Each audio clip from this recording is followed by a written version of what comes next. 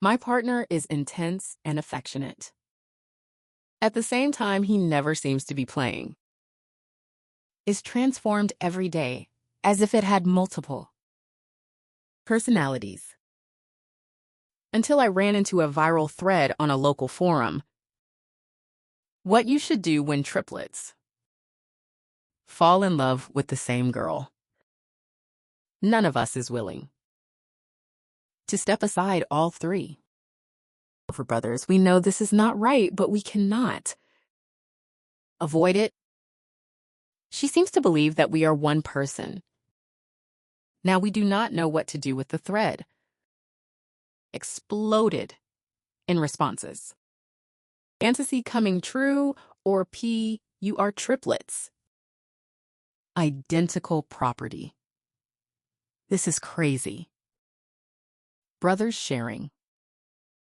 Reveal to him that they all exist. Dog emoji. Just act as if you were the same person. Take turns. While coordinating schedules well. I may never find out emoji laughing. The above comment is unethical, but why, it sounds somewhat intriguing. Be careful not to make mistakes. Or they will lose everything. Am I the only one worried about the girl? What this is would be a total crisis if he found out. How lucky this girl is. Being so lucky makes me envious. I quickly toured those mocking comments or with horrible advice. Unable to stop smiling. Invented truth just to generate interaction. People make up any sensationalist story. Triplets sharing affection. All attracted to the same person. What is this? A drama series. I rubbed my sore back. My gaze rested on the ceramic bunny figurine in the corner of the desk. Couple Ryan gave it to me, said that this bunny, with their wet eyes, looked like me, so pure and vulnerable. He was right, Ryan, that rogue. Never feels uncomfortable. Today, I'm not going to let Ryan and I play anymore. Leaving almost a year ago, he studies at the next-door engineering faculty. We met at an inter-university event. Approached me to ask for the contact. Hey, do you want to connect? His tone was clear and his eyes squinted as he smiled. Showed a small, affectionate fang. Liked to be tender and a little reckless, but authentic as nothing else. Loved its brightness and warmth. That was what I was missing and longed for. But I don't know when it started. Maybe 2 or 3 months ago, my partner, puppy, was transformed every day. Sometimes I was still that Ryan when I was frustrated by failed experiments. Sneaking off campus in the middle of the night just to bring me hot roasted chestnuts and give me a big hug. His hair tickling my neck in a dull tone. Lily, don't be sad. You still have me. I was commenting. I happen to like a girl's keychain. He was secretly searching. All over the web, one even nicer for my backpack. Affectionate as if I were all his reflection. Could not stand to be. Not a second away from me. But sometimes he suddenly became very reserved. Not quiet. To the point of distant composure. Invited to go out, but not to theme parks or cinemas, but to quiet libraries or cafes. I spoke little and watched with eyes focused on poker. Consecutive errant precisions Ian play in those moments. I hardly dared to joke as if I were. In front of a teacher. sometimes became particularly critical, with a sharp tongue that made me want to hit him. Like that time when I dressed a lot. Enthusiasm to see it. Crossed his arms, examined me from top to bottom, Santa Monica. Sarcastic edges. Completely opposite to the affectionate puppy or the controlled teacher. At first, I thought that I simply was Ryan showing me more facets of his personality. As our relationship progressed, people have many faces. After all, I was wondering in secret if I was being too sensitive, if I was not fully accepting all its parts. But these transformations became more frequent. One day he hugged me by the waist, complaining, "Lily, I don't want you to go to the next one with a straight face." He told me coldly that he had arrived 30 minutes late for our appointment. On one occasion, he made fun of my noodles, saying they looked like Kea. And in the next one, because I got a small burn, I would anxiously hold my hand to cool it down, eyes full of concern. "Lily, it's all the fault of that terrible alternative self, that one." A sense of was like watching three people, different at the same time, and all had the same face. A single identity. I tried to investigate. "Ryan, you have been very stressed lately." He was peeling a grape for me, low, long eyelashes. Hearing this, raised his eyes, purely innocent. "No, Lily, what's up? I did something wrong." I denied with my head. Words got stuck in my throat. I just asked, to tell him that he suspected that it seemed have multiple personalities. That forum comment about acting as one person appeared in my mind. I trembled and immediately repressed that absurd idea. How could I be realistic? They were triplets. Ryan was an only child. He said so himself. He was the only one in his family, right? I must be thinking. Too? Maybe I was under academic stress. Or maybe we needed more communication. I shook my head, trying to eliminate those thoughts. Chaotic? A soft knock was heard on the door. I took a deep breath and went to open. Outside was Ryan wearing a sweatshirt. Light gray and relaxed hair. Dark fell softly. On his forehead, he held a glass of milk. The light of the corridor highlighted his features.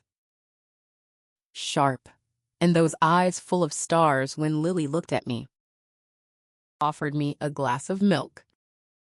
Soft tone with a touch of attempt to press. "Drink some milk before going to sleep. Will help you rest.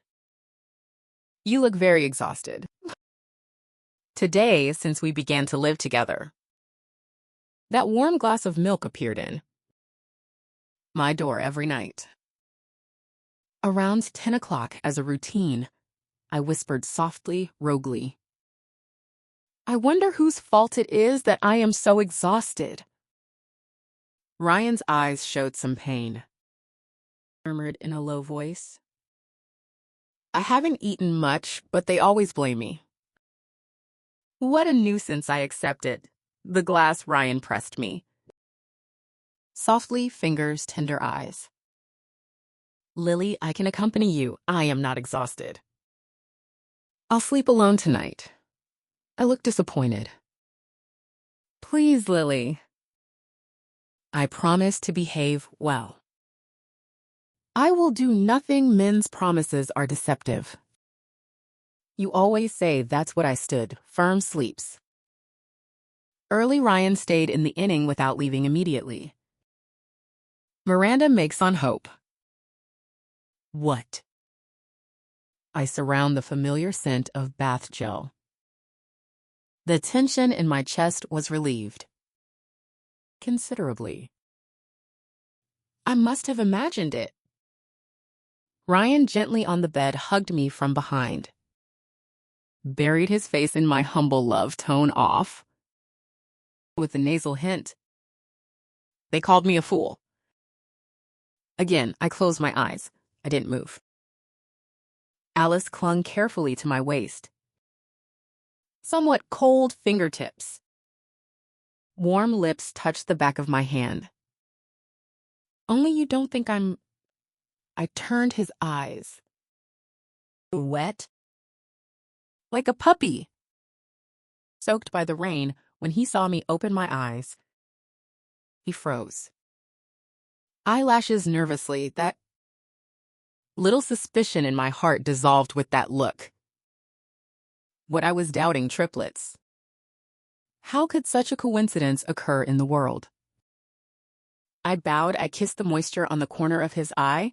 I don't care, my lips brushed his cheek. I love you. Ryan immediately hugged me with more force, murmuring, satisfaction. Then he looked at me with tears. I felt the nightlight came on. Ryan unbuttoned his shirt one by one. I looked at his abs. My neck arched backwards and a shiver ran through me.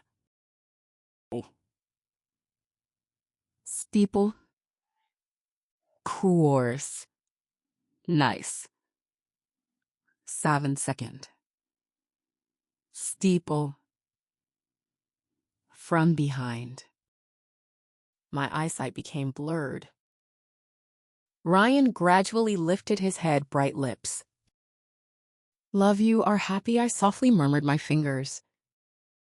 Entangled in his hair, there was no longer total distance between us. Alignment, the senses, intensified to the maximum. A loud roar was heard from the next room. The sound shattered the intimate bubble around us like glass breaking against marble. Ryan's entire body went rigid, his hands frozen on my waist. The warmth that had been building between us evaporated in an instant, replaced by something cold and sharp. What was that? I whispered, my heart hammering against my ribcage. Ryan's jaw clenched, a muscle ticking beneath his skin. In the dim glow of the nightlight, I watched emotions flicker across his face too quickly to name. Fear, anger, resignation, something else I couldn't identify. His eyes, moments ago soft with desire, now held a storm. Nothing, he said, but his voice came out strangled. Just the neighbors. You know how thin these walls are. I did know. I also knew that the apartment next door had been vacant for 2 weeks. The previous tenant, a graduate student from the physics department, had moved out just before Thanksgiving. I'd watched the moving truck myself, had even helped carry down a box of books. Ryan. I placed my palm against his chest, feeling his heartbeat racing like a trapped bird. That apartment is empty. Another crash, louder this time, definitely coming from next door. Then voices, muffled, arguing, the words indistinct but the tone unmistakable. 2 male voices, both carrying that same timbre that made my spine tingle with recognition. Ryan pulled away from me so abruptly I nearly fell backward against the pillows. He was already reaching for his shirt, fingers fumbling with buttons he'd so carefully undone moments before. I need to check something, he muttered, not meeting my eyes. Check what? Ryan, what's going on? He was at the door before I could untangle myself from the sheets. Stay here, Lily, please. I'll explain everything, I promise. Just give me 5 minutes. The door clicked shut behind him, and I was left alone in the sudden silence. My skin still warm from his touch, my mind racing with questions that multiplied like fractals. I counted to 30. Then I got up. The hallway was empty, illuminated by the harsh fluorescent light that always made everything look slightly unreal, like a film set. Ryan's door across the hall stood closed, but the door to the supposedly vacant apartment next door was slightly ajar, spilling warm yellow lamplight into the corridor. I should have gone back to my room. That would have been the sensible thing to do. Instead, I found myself moving toward that strip of light, my bare feet silent on the cold tile floor. Absolutely reckless. What were you thinking? The voice stopped me cold. It was Ryan's voice. But Ryan was already inside. I wasn't thinking, okay? I couldn't help it. Another voice, also Ryan's, but the cadence was different. Softer. More pleading. This is exactly what we agreed wouldn't happen. A third voice. Colder. Controlled. Still unmistakably the same vocal cords, the same throat, but wielded like a blade instead of a caress. My hand found the wall for support. The ceramic tile felt like ice against my palm. Maybe we should just tell her, the soft voice again. This is getting out of hand. She's not stupid. She can't know, the cold voice cut through. We discussed this. If she finds out, we lose her. All of us lose her. We're losing her anyway, the soft voice cracked with emotion. Every time we switch, every time one of us has to pretend to be the others, we're building a relationship on lies. How is that fair to her? How is that fair to any of us? Through the gap in the door, I could see them now. 3 of them. 3 Ryans, standing in a triangle in what should have been an empty living room. The furniture was minimal. A couch, a coffee table, some moving boxes still unpacked in the corner.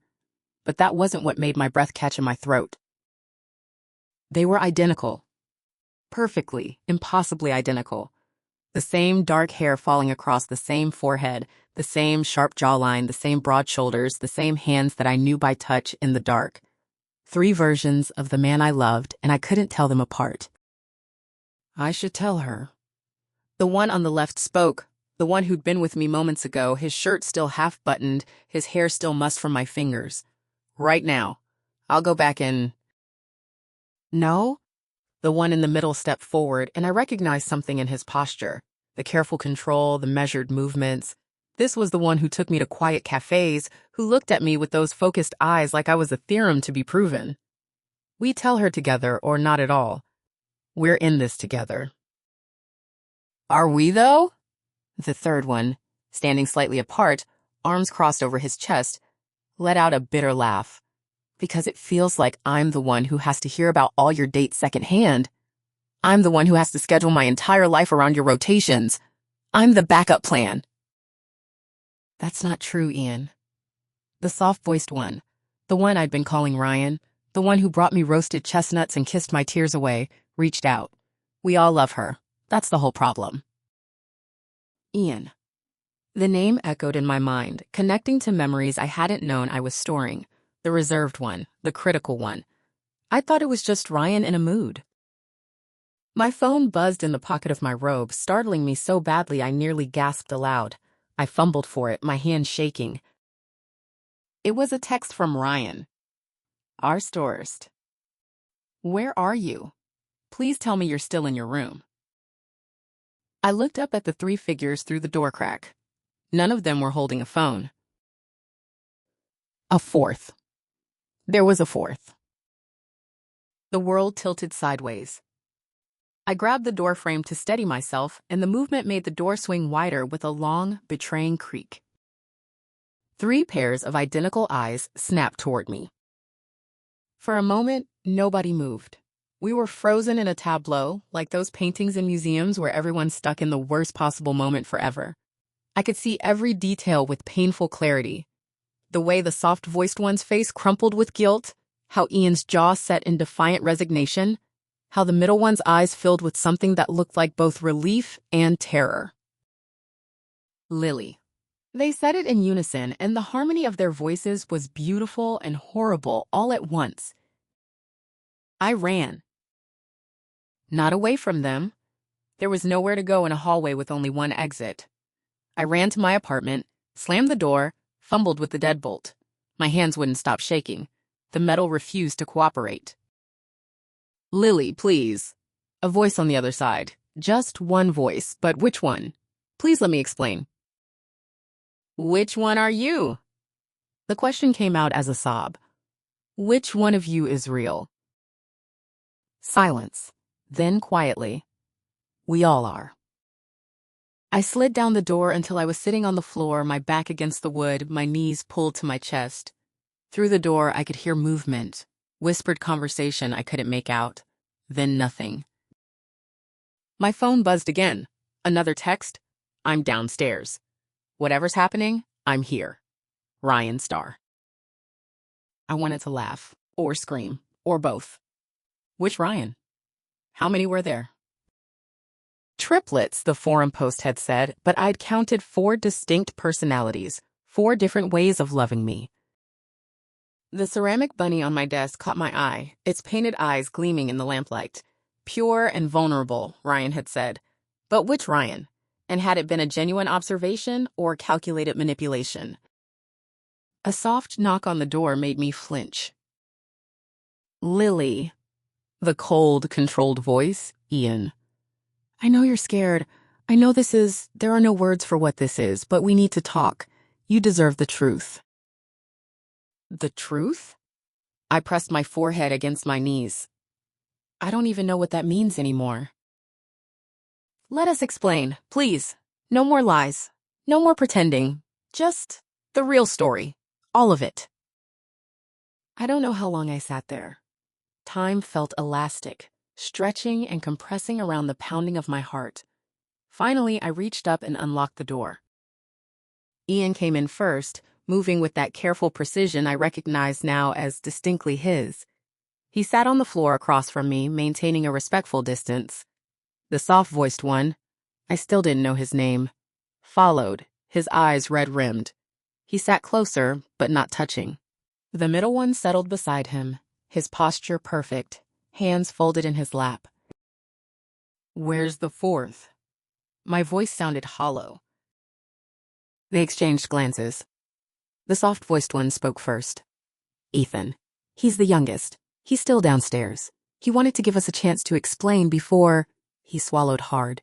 He's the one who usually texts you, handles a lot of the coordination. Coordination. The word tasted bitter. Is that what you call it? There are 4 of us, the middle one said, his voice steady despite the emotion in his eyes. Quadruplets, actually, not triplets. Ian, Ethan, myself, I'm Liam, and Ryan. We're all 23, we all study engineering, and we all fell in love with you. I looked at the one I'd been calling Ryan, the soft, affectionate one with the puppy dog eyes. You're not Ryan? He shook his head, fresh tears spilling over. No, I'm Nathan. Ryan he's different from the rest of us. More balanced. He was supposed to be the one who dated you. Just him. That was the plan. The plan. I repeated numbly. Liam took over, his professor voice somehow grounding in its steadiness. Ryan met you at that inter-university event. He came home and wouldn't stop talking about this girl with a smile like sunshine and eyes that saw right through people's masks. He is completely in love with you. So why isn't he here? Because he broke the agreement first, Ian said bluntly. He was supposed to keep us away from you, keep things simple. But he told us everything. Every conversation, every date, every time you laughed at his jokes or touched his hand. And his jaw worked. We fell in love with your ghost. Nathan leaned forward, earnest. I begged him to let me meet you. Just once. I promised I'd pretend to be him, that I'd follow his lead exactly, that you'd never know the difference. And he was weak. He loved you so much that he wanted to give you more of himself, even if it wasn't really him. So you've been taking turns. My voice sounded distant to my own ears. Playing musical chairs with my relationship. It wasn't like that, Liam protested. Or it wasn't supposed to be. But Nathan is more affectionate than Ryan, more physical. And you responded to it. You smiled more with Nathan. You seemed happier. So Ryan let him come around more often. Ian picked up the thread. And I couldn't stand it. Watching them both fall deeper in love with you while I was stuck on the outside. So I made my own deal. I told them if they could pretend to be Ryan, so could I. And Ryan was too guilty to say no. The pieces were falling into place, creating a picture that was both impossible and suddenly horribly clear. The personality changes. That was you switching. Different people entirely, not different moods. We tried to coordinate, Nathan said miserably. We have a shared calendar, a group chat. We'd plan who would see you when, try to maintain consistency. But the more time each of us spent with you, the harder it became to stick to Ryan's baseline personality. I couldn't help being more affectionate. Ian couldn't hide his sharper edges. Liam couldn't turn off his analytical mind. And Ethan? Ethan is the artist, Liam said. The dreamer. He writes you poetry he can never send. He sketches your face in the margins of his notebooks. He's been in love with you the longest, I think, but he's also the most afraid. He's the one who suggested we tell you the truth weeks ago. I pressed my palms against my eyes, trying to organize the chaos in my mind. 4 brothers. 4 separate people. All in love with me. All pretending to be one person. The apartment next door. I dropped my hands. You've been living there the whole time? Nathan nodded. We rented it 2 months ago. It made the switching easier. One of us would leave your place, come next door, and the next one would go over. We timed it down to the minute. That's why Ryan sometimes seemed to forget conversations we'd had or remembered things differently, because you literally weren't the same person. Yes. The forum post. I looked at Ian. That was real.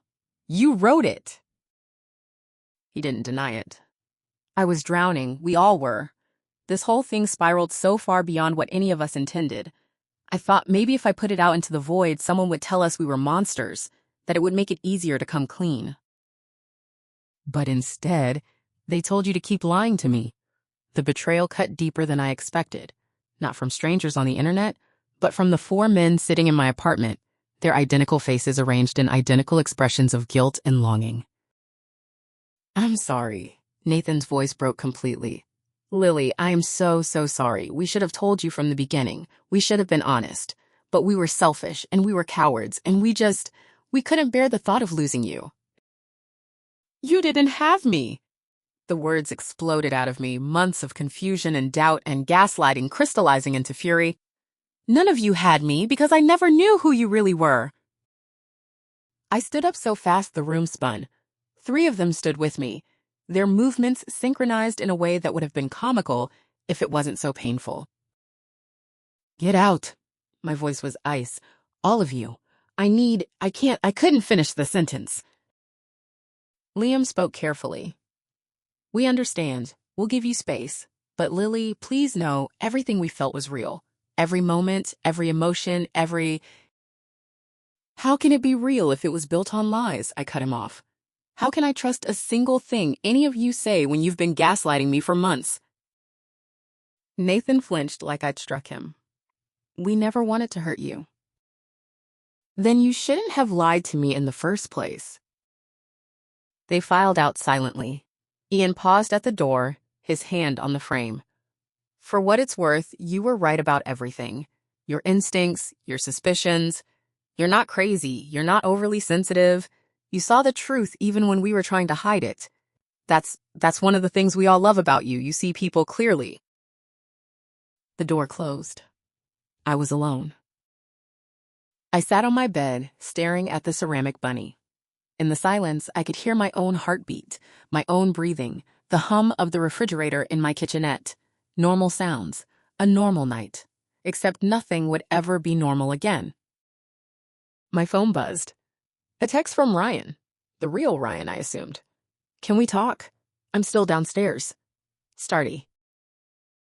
I stared at the message for a long time. Then I typed, prove you're you. 3 dots appeared, disappeared, appeared again. Finally. I can't. That's the whole problem. We look identical, sound identical. The only difference is what's inside, and you can't see that through a text. You'll just have to trust me. So? Trust you, I typed back. That's rich. I know I have no right to ask. But Lily, please, give me 10 minutes. Face to face. Then I'll leave you alone forever if that's what you want. Point 9. 10 minutes. I didn't bother changing out of my robe. I pulled on slippers and took the elevator down to the lobby, my heart hammering the whole way. What was I hoping to find? Answers? Closure? Some way to make sense of the impossible situation I'd stumbled into. He was waiting by the mailboxes, hands shoved deep in his jacket pockets. When he saw me, his whole face transformed with relief and fear and love so raw it physically hurt to look at. "Hi," he said softly. "Hi." I crossed my arms over my chest, armor against the vulnerability in his eyes. "So, you're the real Ryan." "I'm one of them. We're all real, Lily. That's the thing we keep trying to explain." "You know what I mean." He ran a hand through his hair, a gesture I'd seen 100 times, but now I wondered which brother had done it first, if they'd learned it from each other or if it was genetic. "I'm the one who met you at the inter-university event, the one who asked for your contact. That was me. All me." "And then you let your brothers pretend to be you." "Yes." He didn't try to deny it. "I let them, and I shouldn't have. But Lily, you have to understand. I've spent my whole life being 1/4 of a set. Everything I've ever done, I've done with 3 other people who look exactly like me. Same classes, same friends, same everything. When I met you, you looked at me like I was a whole person, not a quadruplet, not a fraction, just me. So you wanted to keep me separate, keep me for yourself." "At first, yes. But then Nathan begged to meet you, and I saw myself through his eyes. Selfish, possessive, depriving my brothers of something beautiful just because I found it first. And I thought, maybe I could share. Maybe we could all have a piece of what I felt with you." "I'm not a pie, Ryan. You can't divide me up into slices." "I know that now." He took a step closer, and I could smell his cologne, the same one I'd learned to associate with safety and warmth. Except now I knew that scent belonged to 4 different people. "I know I handled this in the worst possible way. I should have introduced you to my brothers from the beginning, let you get to know all of us. But I was terrified that if you knew, you'd see me as less, as incomplete, as just another interchangeable unit." "That's exactly what you made me think I was," I said quietly. "Do you understand that? You made me doubt my own perceptions. You made me feel crazy for noticing that my boyfriend seemed like different people, because he was different people. You gaslit me, Ryan. All of you did." His eyes glistened. "You're right. God, Lily, you're absolutely right. There's no excuse for what we did. No justification that makes it okay. We were selfish, and we were wrong, and his voice cracked. "I love you so much it terrifies me. And so do they. All of us love you in ways that are both the same and completely different, and we didn't know how to handle that." "So you lied." "So we lied."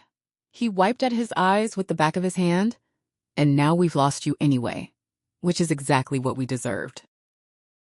The elevator dinged behind me. I turned to see Ethan stepping out, and I knew it was Ethan immediately, even though he looked identical to Ryan standing in front of me. Something in his eyes, older and sadder and carrying the weight of words unsaid. "I told you to wait," Ryan said, but there was no heat in it. "You've had your 10 minutes. Ethan's voice was softer than the others, with a slight rasp like he didn't use it as often. He looked at me, and I felt pinned by the intensity of his gaze. "I'm Ethan. We've never officially met, even though I've loved you since the day Ryan came home and described the way you laugh. It sounds ridiculous, I know. Falling in love with someone you've never met. But I've been doing it my whole life. Falling in love with people through stories, through art, through the space between what's said and what's meant." "Ethan!" Ryan started, but Ethan held up a hand. "She deserves to know all of us, really know us. Not the person we pretended to be, but who we actually are." He pulled a folded piece of paper from his pocket and held it out to me. "I wrote you a letter. 3 months ago. I've rewritten it 100 times. But I've never had the courage to give it to you. I'm giving it to you now. Even though it's too late. Because you should know that at least one of us wanted to tell you the truth from the beginning." I took the letter. The paper was soft from being folded and unfolded too many times. The edges worn. The elevator dinged again. Nathan and Liam stepped out together. And now all four of them were standing in the lobby with me, four versions of the man I'd fallen in love with. And I could finally see the differences I'd been trained to ignore. Nathan, with his puppy dog softness and slightly slouched posture, like he was trying to make himself less intimidating. Liam, standing perfectly straight, his gaze analytical even in distress. Ian, arriving last, his arms crossed defensively over his chest, his jaw set in that stubborn line I recognized. And Ryan, who somehow looked the most vulnerable of all, even though he'd started this entire mess. "We're not asking for forgiveness," Liam said. His professor voice was gentler now. "Stripped of its usual authority, we know we don't deserve it, but we wanted you to know all of us, see all of us, so you can make an informed decision about what happens next." An informed decision. I looked at each of them in turn. That's interesting. Considering you've been making decisions about my life without informing me for months. Ian winced. "You're not wrong." "I know I'm not wrong." I clutched Ethan's letter in my hand. "That's the whole point. I've been right this entire time. And you all made me doubt myself." "What do you want us to do?" Nathan asked. And his voice was so small. So broken. That part of me wanted to comfort him. The rest of me remembered that he'd kissed me, held me, told me he loved me while pretending to be someone else. I stopped. What did I want? For this to have never happened. For them to have been honest from the start. For my heart to stop aching every time I looked at them. I want time and space. I want to read this letter and process everything and figure out who I am when I'm not being reflected through 4 different mirrors. "How much time?" Ryan asked. "I don't know. Maybe forever. Maybe..." I took a shaky breath. "I don't know." Liam nodded slowly. "That's fair. More than fair. Should we can move out of the apartment next door? Find somewhere else to stay. Make it easier for you." "No." The word surprised me as much as it seemed to surprise them. "No. Don't do that. I need to know you're real. That this whole thing was real. Even if it was also wrong. If you disappear completely. I'll convince myself I imagined everything." "We're real," Ethan said softly. "And we'll be right next door, for as long as you need us to be." They left one by one, Nathan first, casting one last longing look over his shoulder, then Liam. His posture rigid with controlled emotion, Ian, who paused to say, "You're stronger than we gave you credit for. I'm sorry for that too." And finally Ryan, who simply whispered, "I love you." "Lily, I'm so sorry I didn't love you better." Alone in the lobby, I unfolded Ethan's letter. The handwriting was beautiful, artistic loops and careful spacing. "Dear Lily,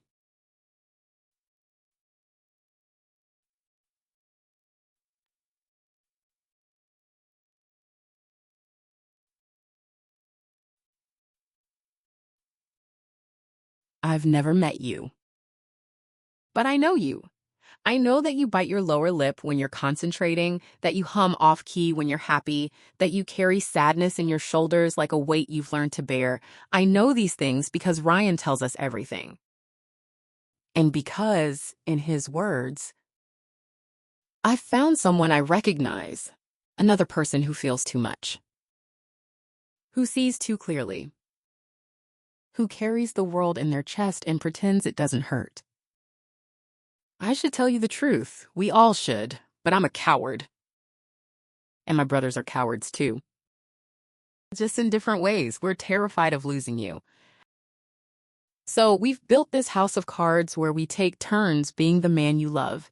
It's selfish. It's wrong. By the time you read this, you'll probably hate us. And you should. 14. But I want you to know something true. I have loved you ethically. Even while lying to you, I have loved you from a distance. Never touching. Never taking. I have loved you in the spaces my brothers left empty. In the poems I'll never send. In the version of you that lives in my imagination and is probably nothing like the real you at all. When this falls apart, and it will fall apart, because lies always do, please know that at least one of us wanted to tell you the truth. I just wasn't brave enough to do it. Yours in theory. Mailed. Ethan. I read it 3 times. Then I folded it carefully and put it in my robe pocket. Next to my heart. I didn't sleep that night.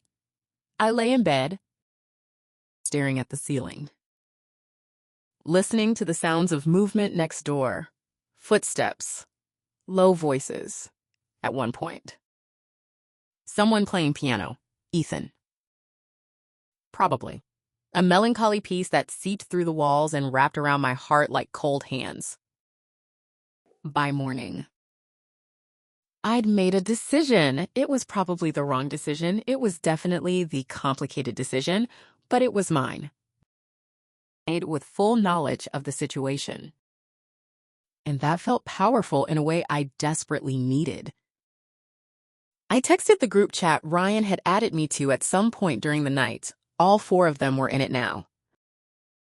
Their contact photos finally different pictures instead of the same one I thought was just Ryan.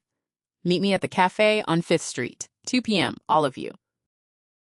The responses came in quick succession. We'll be there. Ryan, store. Thank you for seeing us. Liam, store. I'll bring tissues. Nathan, star. I'll bring hope. Ethan, staff. Despite everything, I smiled. The cafe was nearly empty on a Tuesday afternoon. I chose a table in the back corner. Ordered a pot of tea I didn't drink. And waited. They arrived together. A unit even in their separation. And I wondered if they'd always move through the world like that. A constellation of 4 identical stars. Bound by gravity and DNA. They sat down carefully, leaving space between themselves and me. Space for my anger and hurt and confusion. I read your letter, I said to Ethan. He ducked his head. Color rising in his cheeks. You said you loved me ethically while lying to me. I've been thinking about that all night. I know it sounds contradictory, he started. But I held up a hand. No, I think I understand what you meant. You loved me without taking anything from me. You kept boundaries even when the others didn't. You wanted to tell the truth even though you didn't. Intent doesn't erase impact. That doesn't make it okay, Liam interjected. No. It doesn't. I looked at each of them. What you did, what all of you did, was a violation. You took my agency. You made decisions about my relationship without my input. You lied to my face and made me doubt my own sanity. Those are facts. And they don't change just because you feel bad about it now. Nathan's eyes filled with tears. We know. We're so sorry. Lily, Let me finish. I took a breath. Those are facts. But here's another fact. I fell in love with all of you. The silence that followed was absolute. I didn't know that's what was happening, I continued. I thought I was falling deeper in love with one person. But really, I was falling in love with 4 different people. Nathan's gentleness, Ian's sharp honesty, Liam's steady presence, Ryan's warmth, and Ethan's, I looked at him, Ethan's hope, even though I'd never met you. I felt you in the gaps. The poetry Ryan would randomly text me, that was you. Wasn't it? Ethan nodded. Speechless. I felt in love with all of you, I repeated. And that doesn't excuse what you did. But it does complicate what happens next. What do you want to happen next? Ryan asked carefully. I don't know yet. I'm still angry. I'm still hurt. I still don't fully trust any of you. I watched them flinch in unison. But I also don't want to lose you, any of you. So here's what I propose. We start over, from the beginning. No more pretending to be one person. No more coordinated schedules or group chats planning who gets to see me win. If we're going to do this, whatever this is, we do it honestly. You want to date all of us? Ian's voice was carefully neutral. But I could see the hope flaring in his eyes. I don't know if date is the right word. I want to get to know all of you, really know you, figure out who you are when you're not trying to fit into the same mold. And then, I shrugged. Then we'll see. Maybe this is completely insane and impossible. Maybe it crashes and burns spectacularly. But maybe there's a version of this that works. A version where I know exactly who I'm talking to. And you know that I'm choosing all of you. Not being tricked into it. That's incredibly generous, Liam said slowly. More than we deserve. Way more than we deserve, Nathan agreed, scrubbing at his eyes. It's not generosity, I corrected. It's selfishness. Because the truth is, I don't want to give any of you up. I don't want to choose between Nathan's goodnight texts and Ian's intellectual debates and Liam's quiet steadiness and Ryan's spontaneous adventures. I don't want to lose Ethan's poetry or the way he sees the world in colors and metaphors. So what do we do? Ethan asked, his voice rough with emotion. We figure it out together, with honesty this time. Complete, uncomfortable, messy honesty. I pulled out my phone. Starting now. I want to know everything. How you coordinated, who I was actually with on which dates. Every lie, every switch, every moment of deception, all of it. They looked at each other, some silent communication passing between them. Then Ryan pulled out a notebook, the same one I'd seen him scribble in, though now I wondered which hymn had actually been writing. Okay, he said, from the beginning. They told me everything. Ryan described meeting me at the inter-university event, how he'd gone home and talked about me for 3 hours straight until his brothers were ready to either meet me or kill him. Nathan explained how he'd begged for just one date, promising to be on his best behavior, and how that one date had turned into a dozen because I'd smiled more with him than I ever had with Ryan. Ian confessed that he'd crashed one of my study sessions at the library, pretending to be Ryan but unable to maintain the soft persona, and I'd actually seemed to enjoy the intellectual sparring. Liam admitted he'd been the one I'd run into at the campus cafe, and when I'd asked Ryan about quantum mechanics, he'd slipped into lecture mode without thinking. Ethan showed me his poetry notebook, pages and pages of verses about a girl he'd never met but loved anyway. Some of them I recognized. Ryan had texted them to me word for word. We started keeping a shared journal, Liam explained, producing a thick leather-bound book. We'd write down everything that happened during our time with you. Conversations, inside jokes, observations. So the next person would know what to reference.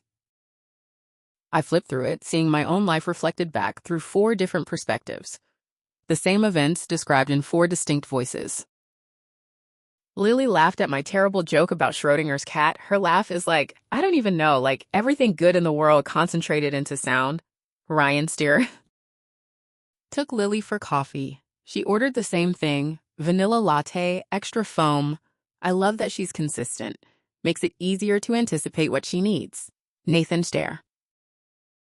Debate with Lily about ethics in AI development. She pushed back on every point. It was exhilarating. She sees through bullshit immediately. Might be falling harder than Ryan. Ian Dare. Lily mentioned she likes poetry. Spent 3 hours finding the perfect Neruda translation to text her. She said it was beautiful. I'm in trouble. Ethan Dar. Lily noticed the switch between me and Nathan. I saw it in her eyes. Confusion, suspicion. Played it off as being tired. Hated lying to her. This is getting impossible. Liam Store. You wrote about me like I was a research project, I said, but there was no bite in it. Just wonder. We wrote about you like you were the sun, Ethan corrected gently. And we were astronomers trying to understand light. We talked for 4 hours. The cafe staff eventually asked us to leave, so we moved to a park bench, then to the fountain outside the library, then finally back to my apartment building, sitting in the lobby because my room felt too small for 5 people and all their truths. By the time the sun set, I knew everything. Every deception, every moment of coordination, every time they'd fought about who got to see me. I learned that they'd drawn up actual schedules at first, but it had fallen apart within weeks because Nathan couldn't stay away and Ian refused to be scheduled. I learned that Ethan had wanted to confess after the first month, but Ryan had talked him down. I learned that Liam had almost told me a dozen times, but had always lost his nerve. I have conditions, I said as the lobby lights flickered on automatically in the growing darkness, if we're really going to try this. Anything, Nathan said immediately. Don't speak for everyone, I chided, but softly. That's the first condition, actually. You're all separate people. You don't get to agree collectively without individual consideration. So let me say this clearly. I want to try building something with all of you. But it only works if each of you genuinely wants it too. Not because Ryan wants it or because you don't want to lose me. Because you individually want to be in this kind of relationship. I looked at each of them in turn. Ryan? He met my eyes steadily. I want this. I want you. And I want to share you with my brothers because loving you has made me understand that love isn't diminished by division. It's multiplied. Nathan? Yes. He didn't hesitate. I've never wanted anything more, and I promise, no more pretending, just me. Even the parts of me that are too clingy or too emotional or too much. Liam? He took longer to answer, his analytical mind clearly working through every angle. Finally, I'm terrified. This goes against every logical framework I have for how relationships work. But I've been in love with you since the 3rd time Ryan took you to that cafe and you asked me about quantum mechanics, so yes, I want to try. Ian? He laughed, short and sharp. I'm the one who posted on that forum, remember? I've been advocating for telling you the truth since the beginning. Not because I'm more ethical than the others, but because I'm selfish. I didn't want to share you, even with my brothers. But I'm learning that being with you partially is better than not being with you at all. So yes. Ethan? He smiled, sad and sweet. I've been writing you love letters for months. What do you think? I nodded slowly. Okay, then here are the rest of my conditions. 1, no more lying, ever, about anything, even tiny things, even things you think will hurt me. Honesty is the price of admission. Agreed, they said, actually in unison this time. 2, we figure out boundaries together. I don't know what this looks like, polyamory or something else entirely, but we establish rules that everyone is comfortable with, and we revisit them regularly. Makes sense, Liam said, already pulling out his phone to take notes. 3, therapy. All of us, individual and group. We're navigating completely uncharted territory here, and we need professional help. Ian nodded. I actually already researched polyamory-friendly therapists in the area. I can send you the list. Of course you did, I said, but I was smiling. 4, you get to know each other again, too. Not as Ryan's brothers or as a unit, but as individuals. I think you've spent so long being the quadruplets that you've forgotten how to be separate people. That landed heavy. I watched them exchange glances, saw the recognition dawning. And 5, I continued, we take this slowly. No rushing into anything. No big declarations or life-changing decisions. We're starting from 0, building something new. That takes time. How much time? Nathan asked, then caught himself. Sorry, no pressure. Whatever time you need. I don't know, but I'll tell you this. I'm not going to pretend everything is fine. I'm still angry. I'm still hurt. There are going to be days when I can't stand to look at any of you because you remind me of how you lied to me. We're going to have to work through that. We will, Ryan promised, however long it takes. I stood up and they all stood with me, still moving in sync, but I could see the small differences now. The way Nathan bounced slightly on his toes, how Ian's shoulders stayed squared, Liam's perfect posture, Ryan's easy stance, Ethan's slight lean to the left. I need tonight alone, I said, to process everything. But tomorrow we start over. Properly this time. What does that look like? Ethan asked. I don't know, maybe coffee with all of you? A proper introduction where you tell me who you are and what you like and what makes you different from each other? Like a first date? Nathan said, his eyes lighting up, but times 5. Something like that? They said goodnight one by one. Ryan first, keeping a respectful distance. Thank you for giving us a second chance. We won't waste it. Nathan, who looked like he wanted to hug me but restrained himself. Sleep well, Lily. Sweet dreams. Liam, analytical to the end. I'll send you some articles on polyamory, just for informational purposes. No pressure. Ian, surprisingly soft. You're incredible. I hope you know that. And Ethan last, pressing something into my hand before leaving. Another folded piece of paper. For tonight, when you're processing. I opened it after they'd all gone. Dear Lily, today you gave us something we don't deserve. A future. Not the future we imagined, built on lies and coordinated schedules, but a real one, built on truth and choice. Thank you for being braver than us. Thank you for seeing us, all of us, and not running away. Thank you for being exactly who you are. Someone who sees clearly, loves fiercely, and demands honesty even when it hurts. Tomorrow we start over.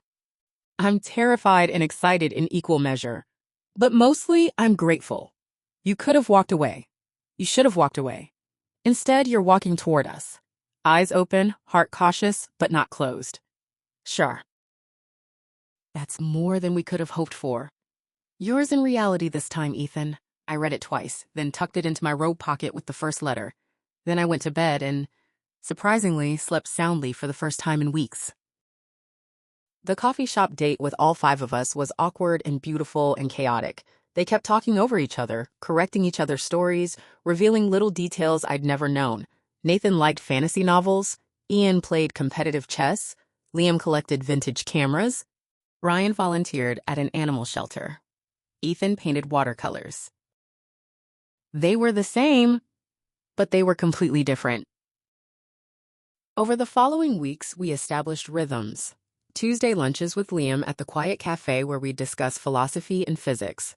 Wednesday evenings with Nathan, cooking dinner together in my tiny kitchen.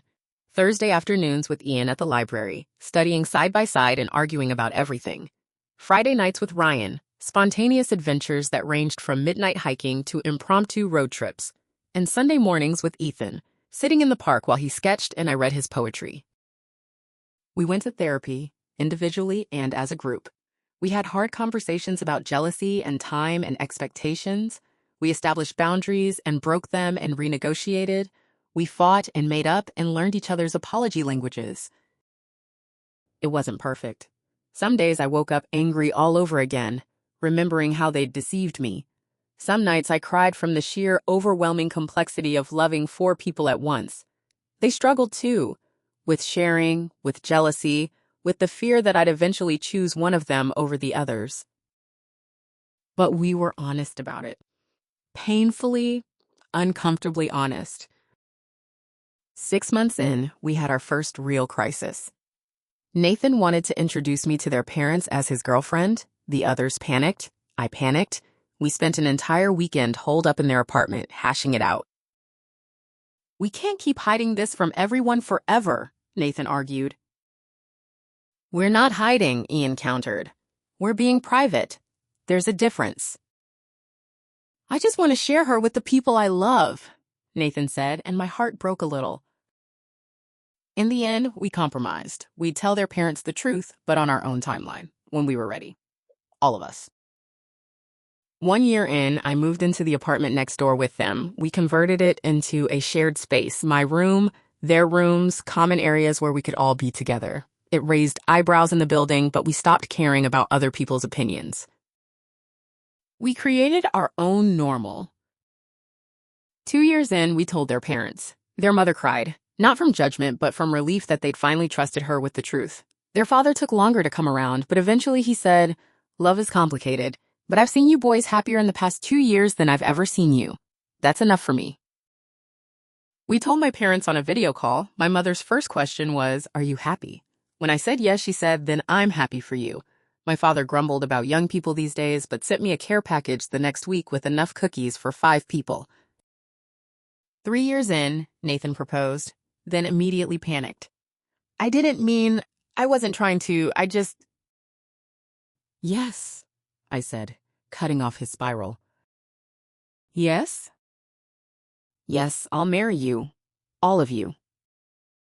We couldn't legally marry all of them, but we had a commitment ceremony in the same park where we'd had our first 5-person coffee date. We wrote our own vows. I promised honesty and patience and the continued courage to navigate uncharted waters. They each promised their own version of forever. Ryan promised adventure and warmth and to always make me laugh. Nathan promised gentleness and presence and midnight snacks. Liam promised intellectual partnership and steady hands in storms. Ian promised honesty even when it was hard and debates that kept me sharp. Ethan promised poetry and art and to see me clearly in every light. We wore rings. 5 of us, bound together by choice and trust in the hardest won love I'd ever known.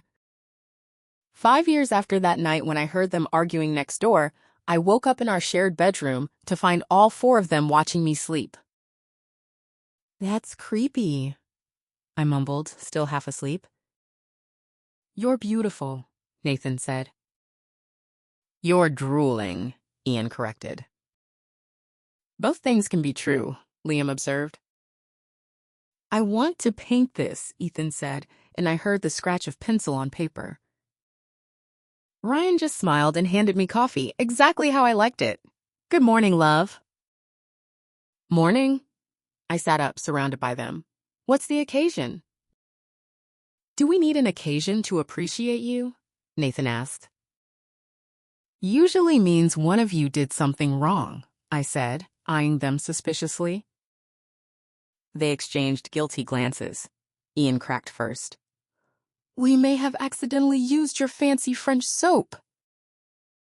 "All of it," Liam added.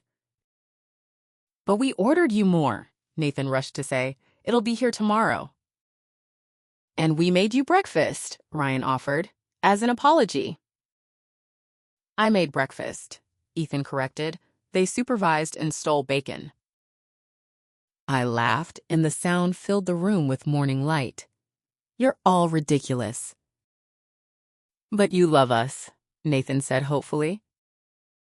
I looked at each of them, these 4 men who'd started as a lie and become my truth, who'd broken my trust and then spent years earning it back, who loved me in 4 completely different ways that somehow added up to something whole and right and impossibly perfect. "Yeah," I said softly, "I really do." Ethan was right. Love is complicated, but the best things usually are. And we had forever to figure it out together.